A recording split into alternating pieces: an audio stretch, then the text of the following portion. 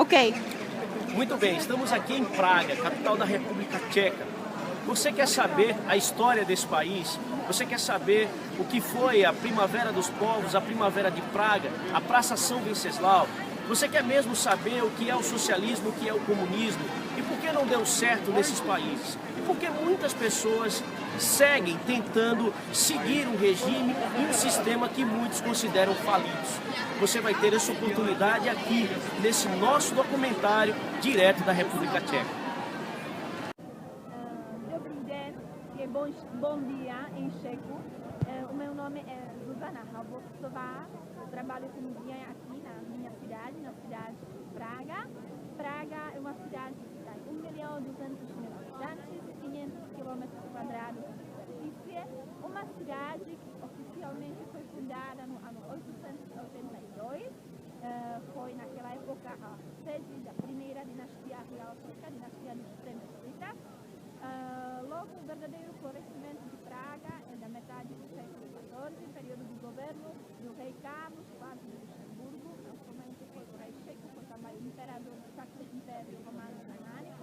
Ele governou de 1346 a 78 e durante o seu governo, na cidade de Praga, por exemplo, foi fundou a famosa Ponte de Carlos, que é uma ponte que tem mais de 650 anos de idade. Naquela época também, por exemplo, a nossa famosa Catedral de São Vito, a maior igreja no território checo. E do período do governo do rei Carlos IV de Luxemburgo, é também a famosa Universidade de Carlos, fundada em 1348, que é a mais antiga universidade que se encontra aqui na região de Europa Central, mais antiga que as universidades na Alemanha, na Polônia, na Áustria, na Hungria ou na Finlândia. Suzy, me fale um pouco da história da Tchecoslováquia, a ex-Tchecoslováquia, hoje República Tcheca. Por que a República Tcheca se separou da Eslováquia, que hoje tem a capital Bratislava? E se por acaso houve conflito armado, eu queria que você falasse dessa história. Por que os tchecos se separaram dos eslovacos? A verdade, começamos a falar já do ano 1918, se acabou a Primeira Guerra Mundial e você se imagina que depois da guerra desapareceu também a monarquia austríaca, austro-húngara. No seu território se fundaram novos países, novas repúblicas e monarquias. E naquela época os representantes checos e os eslovacos resolveram juntar os dois povos que têm língua muito parecida, a língua checa e eslovaca, pois são tão parecidas como, por exemplo, o português do Brasil e português de Portugal. E então, porque os nossos representantes, os representantes eslovacos, tinham medo que no futuro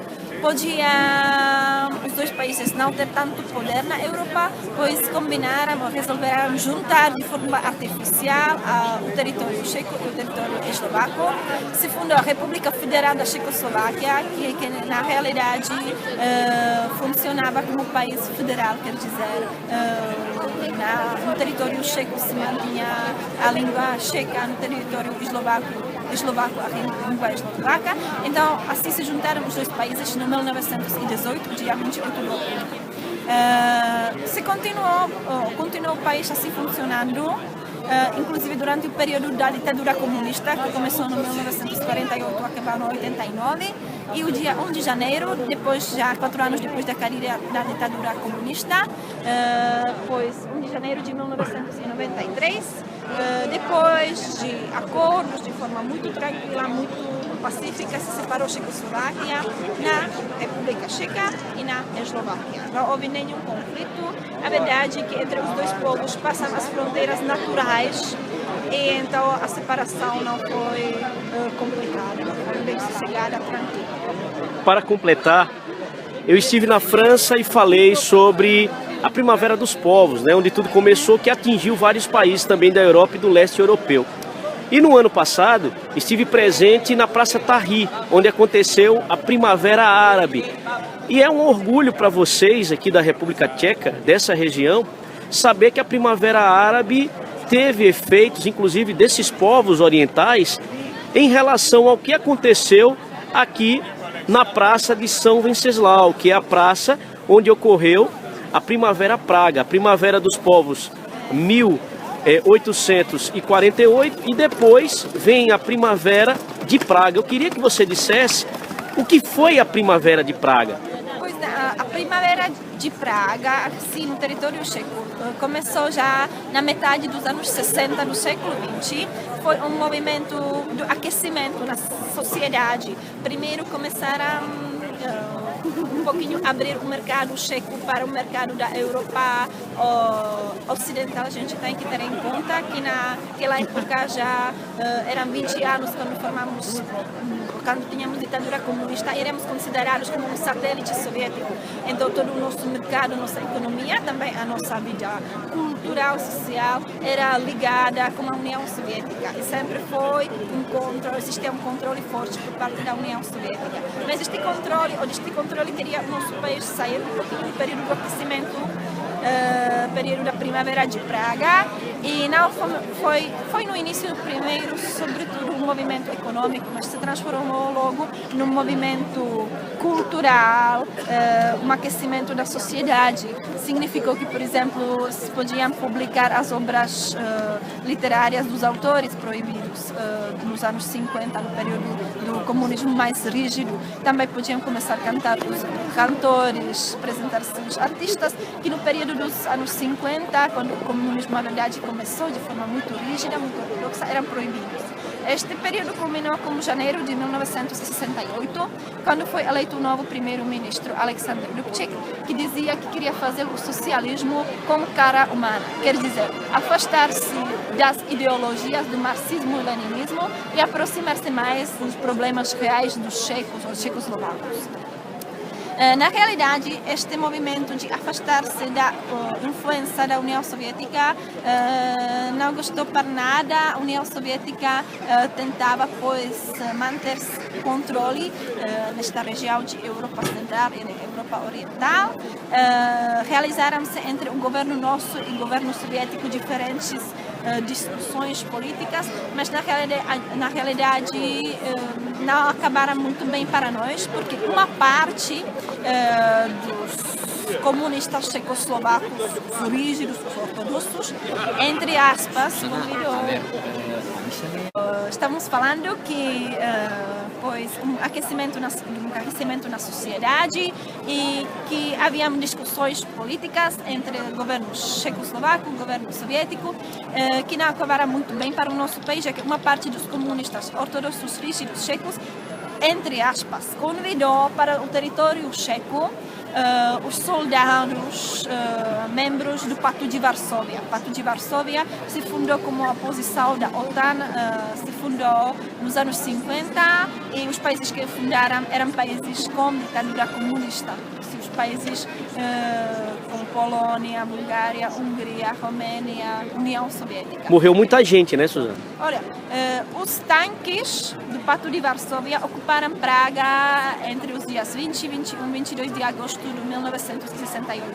E na Praça de Venceslau, pertinho da Praça de Venceslau, houve a sede da Rádio Checoslovaca.